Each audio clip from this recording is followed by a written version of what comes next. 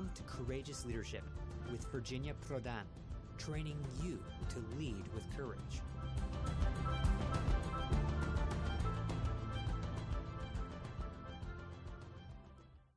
Hello, everyone. Welcome back to our Courageous Leadership with Virginia Prodan.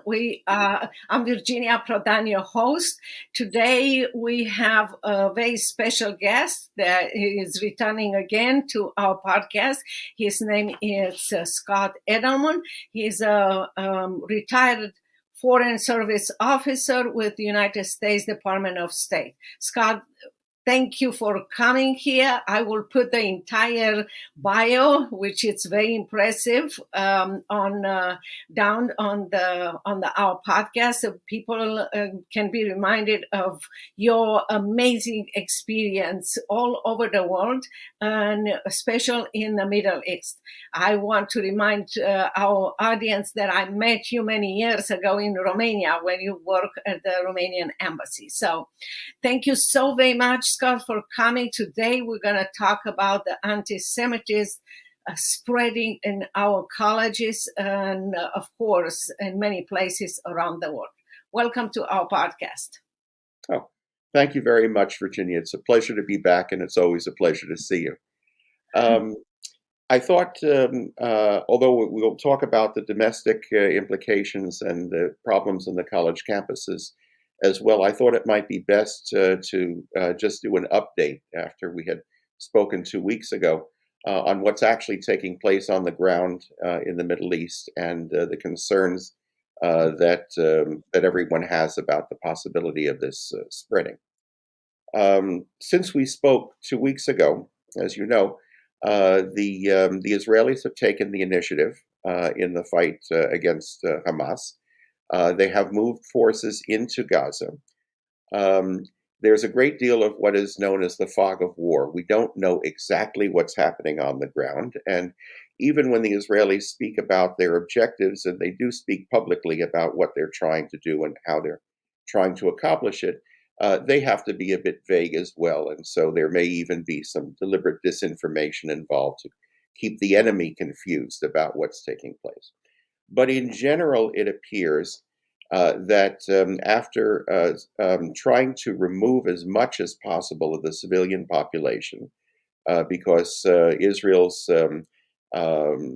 policy, just like American military policy, is to limit civilian casualties when fighting wars. And Israel is also very well aware strategically that Hamas's strategy is the exact opposite. It's to maximize civilian casualties. The Israelis seem to be moving to surround the main Hamas center in Gaza City. Hamas is embedded elsewhere in the Gaza Strip, but this seems to be the main center. And they are launching what seem to be relatively small and agile probing attacks against Hamas. This, again, is a strategic concern. Israel understands that Hamas was prepared for a massive ground invasion, had prepared booby traps, had prepared traps and ambushes, and there's no reason why they would play into Hamas's hands. So they seem to be trying to wear down Hamas as much as possible. In the coverage that we see, of course, on television and the media, right now, because there is ground fighting taking place, even though most of the civilian population of Gaza City seems to have moved to the south after the Israelis warned them and gave them several weeks to do so. Nonetheless, there will be civilian casualties. There are civilian casualties.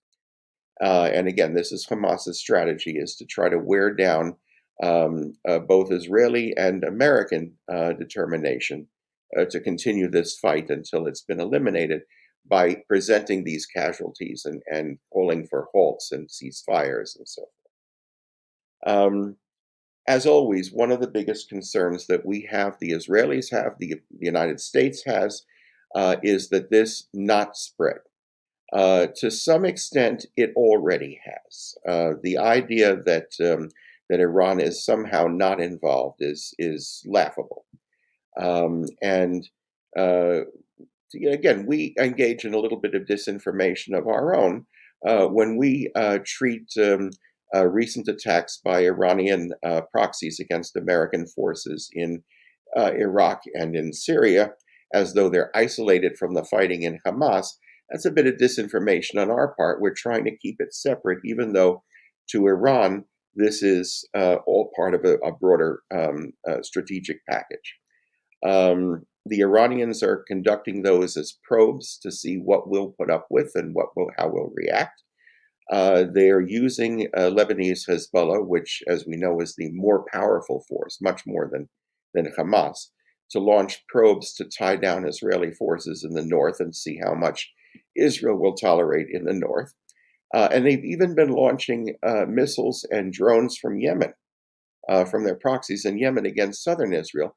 So far, both American and Israeli, and in one report, interestingly enough, Saudi anti-missile defenses have been used to knock these down. So right now, the Iranians are sort of holding off. There are, there's always the question of the glass half full and the glass half empty. And a lot of how this, a lot will depend on how this turns out. Iran launched this, as we discussed before.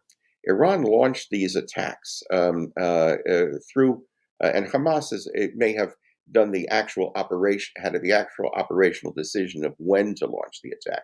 But the basic planning, supply, and training was something that Iran was heavily involved in. And to the extent that Iran is pushing all of this from behind the scenes, it had a dual objective. First of all, as we mentioned before, with American encouragement now, and particularly in the aftermath of the Trump administration's encouragement of the Abraham Accords, but the Biden administration in recent months as well. Israel and the Gulf Arabs, the more progressive Gulf Arab states, the United Arab Emirates, Bahrain, and increasingly Saudi Arabia, we're talking about building an architecture of security and also prosperity, of mutual trade, mutual exchange, of countries which are oriented towards the West, which have a desire to ensure the prosperity of their own people.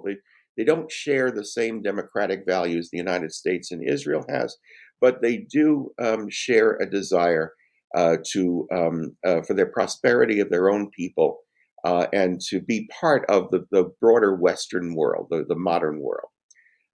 Iran stands in opposition to this. Iran and its terrorist allies in the region. So trying to disrupt that was one major element. The other is Iran's longstanding desire to remove Israel in particular, the United States in general, from the region, because we are the Western powers which are leading the region in a positive direction, and attacking Israel in such a way that it looks weak and it looks like an unreliable partner to the Arab states that of course are aligned with Israel, not because, as I said last time, not because they woke up one morning and said, gee, we were wrong all along, Jews are nice people all along, but because they realize that this is the modern developed Western country in the region, and aligning with it means being part of that. So I think the Iranians were taken aback and were surprised by the strong reaction the United States had. Again, as I've mentioned before, I worked with the American military a decade ago in the region.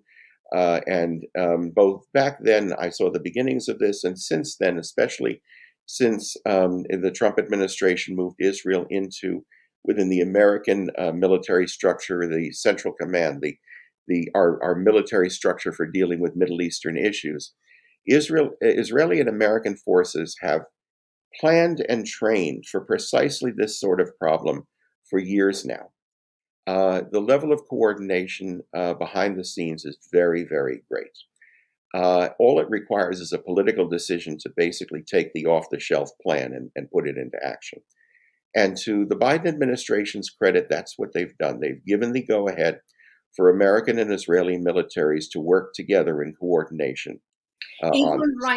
Even right now, as of today, Yes. when everybody or some people are pushing for ceasefire, Yeah. the American government is saying no, it's not possible. That will be a benefit to Hamas. So Yes. that is important.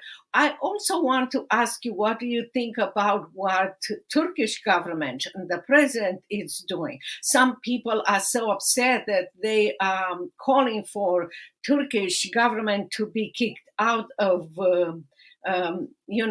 European system. Well, Turkey is problematic, shall we say? It is an ally of the United States, but it doesn't always act as such under its current government. Turkey, ironically, just this week celebrated the 100th anniversary of the Turkish Republic, which was founded by Kemal Ataturk after the First World War, as an effort to move Turkey into the modern world and to be part of the modern Western prosperous world. The current government in Turkey has an ambiguous relationship with that tradition. The current president is known to be sympathetic to Hamas and to have a hostile attitude towards the Israelis, and to be suspicious, shall we say, to put it diplomatically, of the United States and the West. It's a delicate problem because it is an important country. It is a country that has enormous potential to be a significant force for progress in the region, and has been in the past. I think that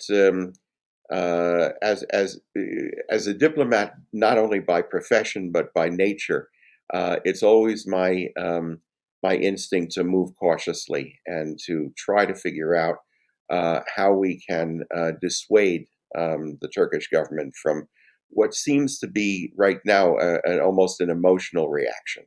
Yeah, I totally agree with you. Do you think that emotional reaction, the reaction of others, had an influence over what we are seeing in our college and universities in America? All the demonstrations and everything? Not from Turkey, no. But I think what happened. Okay, so to turn to that issue that you were talking about, there's more to be said about strategy and what have you. But to turn to the issue of the domestic impact in the U.S., again, it's a little bit of a glass half full or half empty, and my tendency is to see the half full part. And I think it's actually more than just half full. On the positive side, hearteningly, the basic American sympathy and for the alliance between the United States and Israel remains very, very strong.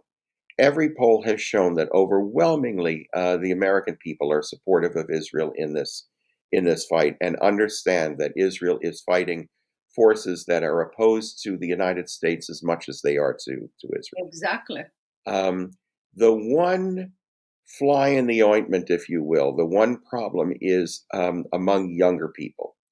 Younger people, particularly those in colleges, have been influenced, we've discussed this before, by a leftist ideology that has taken hold in a lot of American universities, which is... I wanna stop you just a little bit, just to remind our audience. You are so right. Many of the young people, and they have done reports on that, they don't know anything about the Holocaust. They have no idea. Many of them were born and don't know anything about 9/11. So sometimes and you are so right. Also, those students many times are trained by liberal professors, and many of them foreigners, because the school accepted money from foreign government in order to have foreign citizens to teach our children. So that is a big problem. Or at least right now that we know, I hope that the right solution will be applied. Well, again, there's a positive side to what's taking place as well. Part of the reason that this issue has been latched onto is that on the left, you have a loose and frankly unwieldy coalition of various different interests. It's latched onto the so-called Palestinian issue with Israel, partly because Israel is such a pro-American, pro-Western, modern society, and the left is hostile to an American, a world led by American and Western values that Israel is very much an inherent part of. The one thing that they and also it's very the left has been very used to using an exaggerated version, an exaggerated account of injustices that do exist in society in order to gain sympathy among young people. So, for example, a lot of the so-called diversity, equity agenda is based on the fact that, yes, historically, there was a great deal of discrimination and even racism in American society. We have moved very far beyond that. In my lifetime, things have changed dramatically for the better in America. But that was in the past, and it did exist. And so they've exaggerated how much that continues and suggested that that's something that somehow is inherent in the system, as opposed to something that was always anomalous to the American system. Well, I agree with you. I agree with you. I have been here for 35 years and America has changed. But no matter how bad they will present the situation about the past in America, there is no justification to push, Jewish students in New York in the library and bang on the door and say antisemitism, and do things, or people at Cornell University. The only thing that the university said, be very careful, avoid this place. But I have heard and I have seen so many parents saying, I am very worried about my child, about my it's not a child, it's still using that word. It's in college, and it's hard to be Jewish. I never thought that I'm going to see something like this in America. Yeah, but that's what I'm getting at, though. Up to now, the left and the colleges have been used to getting their way with these things. There's been a great deal of tolerance for it. I think they are being, just like I think the Iranians in the Middle East were surprised by the American reaction. I think that the left, and part of the reason for the hysteria that you're seeing now is that they ran up against, for the first time, a counter value in American society. First of all, the fact that when you go, when you turn into an anti-Semitic line, anti-Semitism, although it has existed in American past, is not an inherently American way of looking at the world. In fact, America historically has always been very welcoming to Jews, and we don't have the time for it, but you can go back to the beginning of the country and President George Washington welcoming Jews to America and promising this would be a land in which Jews would be equal citizens. It's a famous letter he wrote in 1790. This is not an American way of looking at things, and so it turned, and also in sympathizing not just with Palestinians in general, but with Hamas, which is by every conceivable definition, a Nazi organization. They speak Arabic instead of German, but in every other respect, their ideology of raw racist Jew hatred, their techniques, their strategies of terrorism and mass murder, and simple barbarism, they are Nazis. And so what's interesting, what's happened is that the left has hit a red line. They've discovered there is a red line. The red line is being pro-Nazi. That does not work with the American public in general. Yes, it is. It is a shocking problem. It's shocking that so many students did have their minds warped, and it actually worked sufficiently that they were able to go even past this red line. But we are beginning to see increasingly from some, not all, unfortunately, but from some university administrators and from the American public in general, a reaction to this to say, no, pro-Nazi is over the line. You can do all kinds of cultural issues, and there are all sorts of we can go into all the other cultural issues that the left is engaged in, some of which get to the point of utter ridiculousness, the whole men can be pregnant stuff and whatever.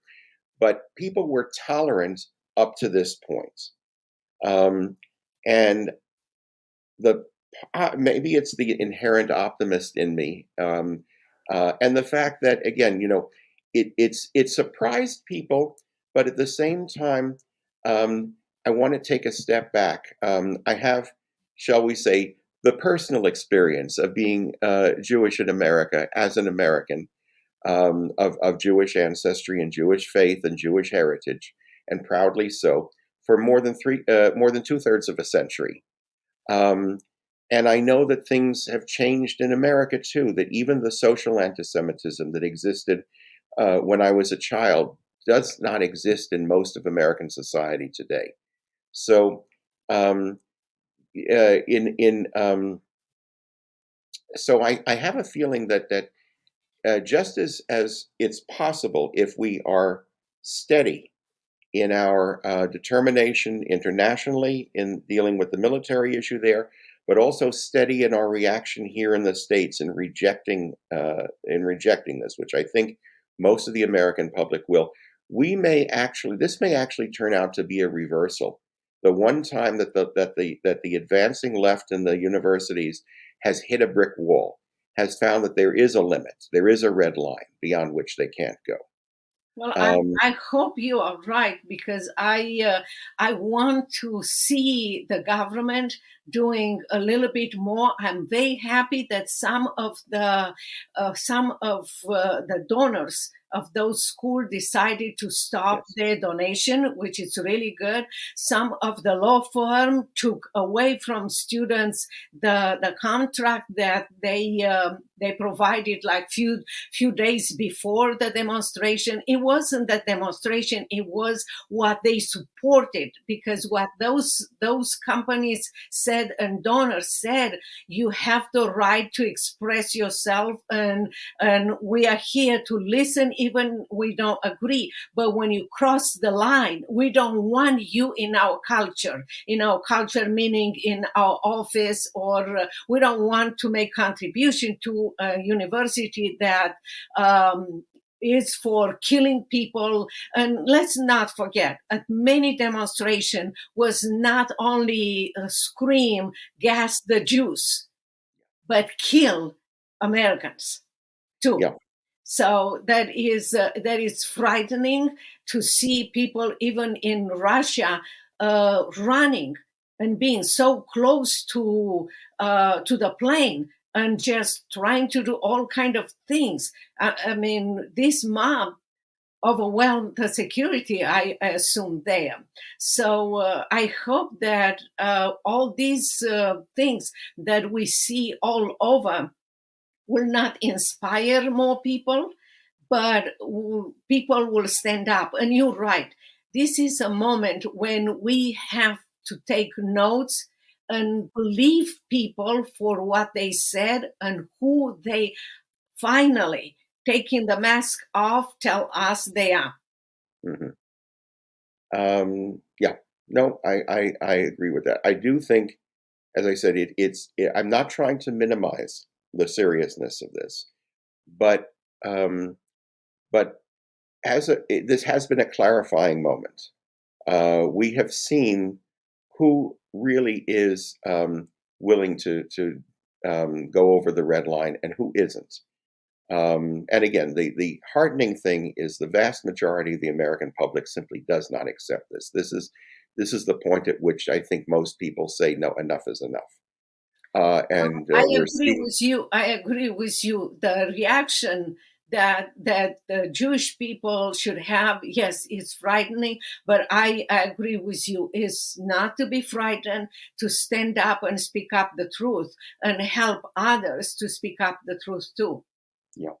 And that's really, we had talked before about how people can be supportive. I have, as we mentioned, I have both family and close friends in Israel. I have, by the way, a few good friends in Lebanon as well, and I have to say that I think of them and hope that they're certainly not Hezbollah supporters. On the contrary, but I hope that they are not drawn into all of this.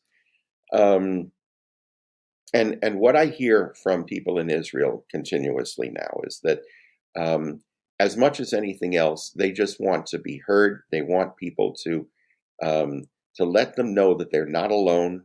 Yes. They are deeply grateful to the United States for the support that we've supplied so far. We just hope that the administration remains steady in doing so. So far, so good. Yeah, I agree with you. We need to stand up with them. It's like their government and our government, ceasing fire. It's not the time. America did not, cease the fire at Pearl Harbor or 9/11. And even last time you said, some of the people in Germany were killed, even though they were not part of Nazi, but at least the next generation, because the Nazi was eradicated, the next generation were able to live in a better place. Yes. With a better value. So we hope the same thing for Gaza people. We feel sorry if they will be, some of them, they will be killed in the process. But looking at the long run, we hope that the long run they will live under a better government. Yeah. Pardon me. I have a bit of a cough these days. Pardon me. That's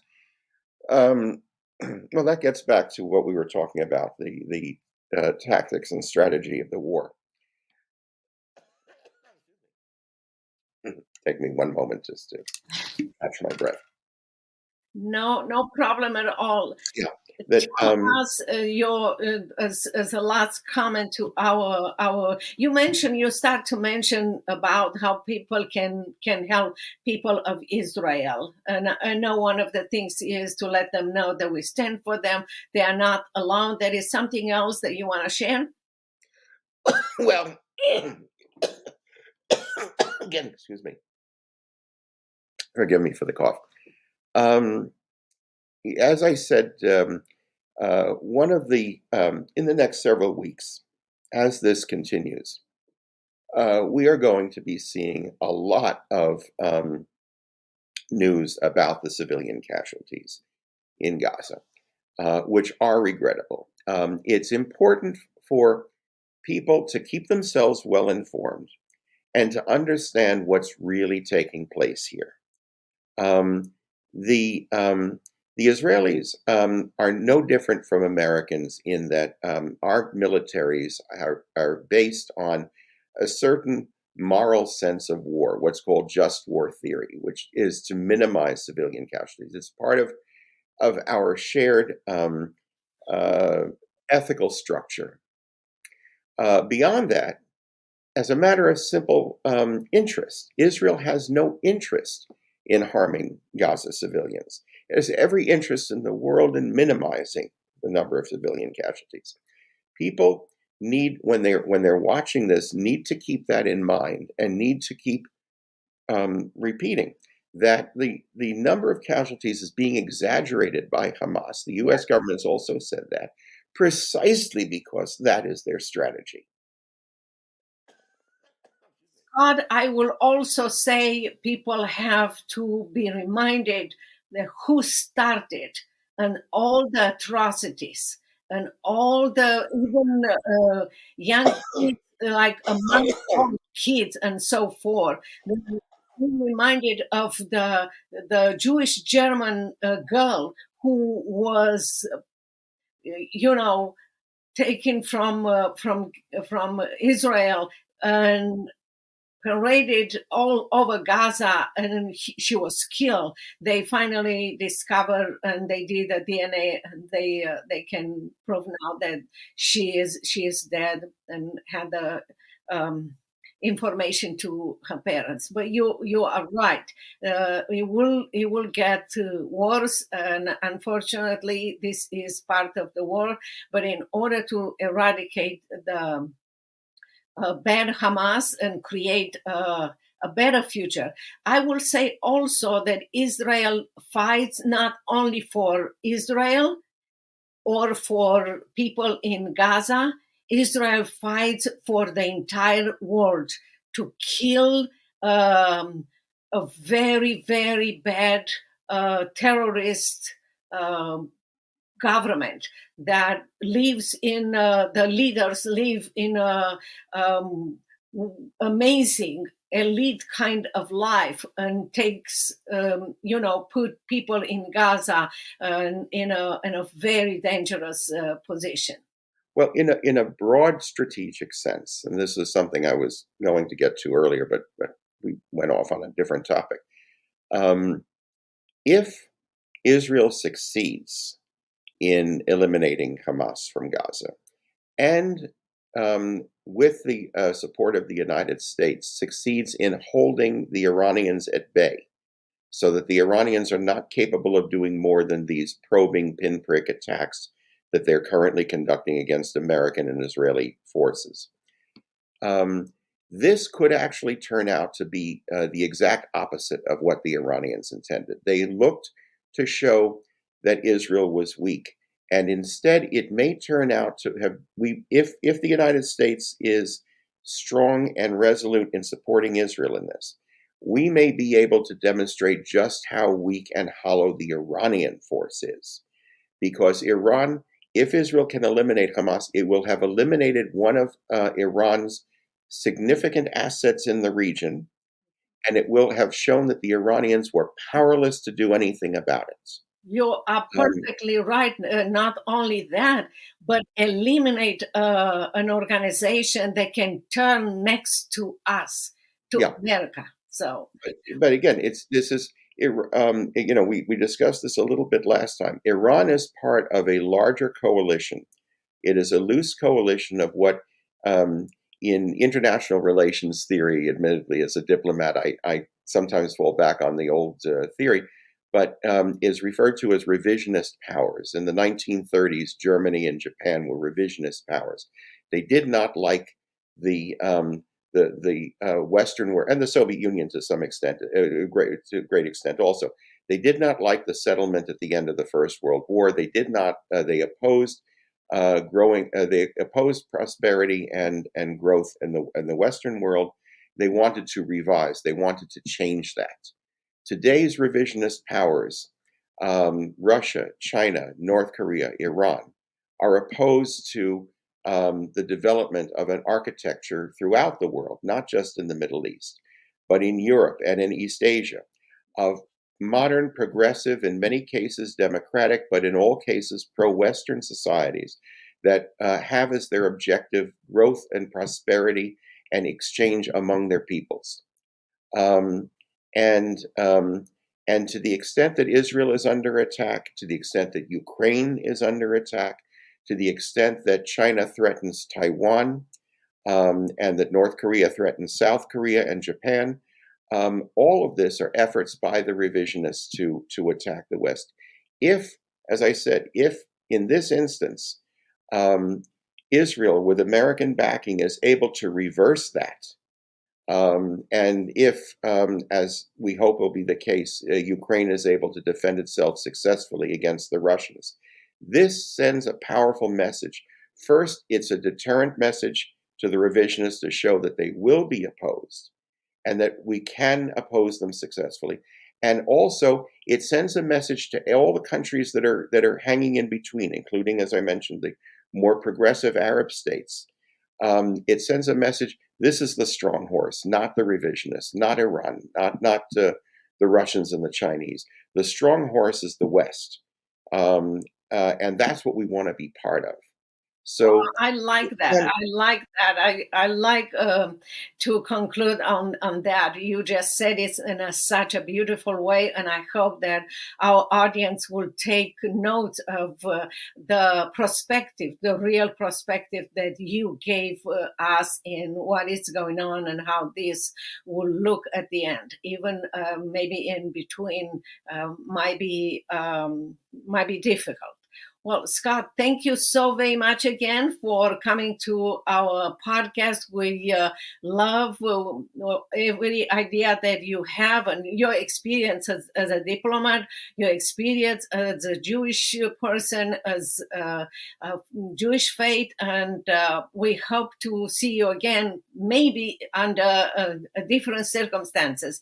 But until next time, we just want to thank you so very much. Thank you very much.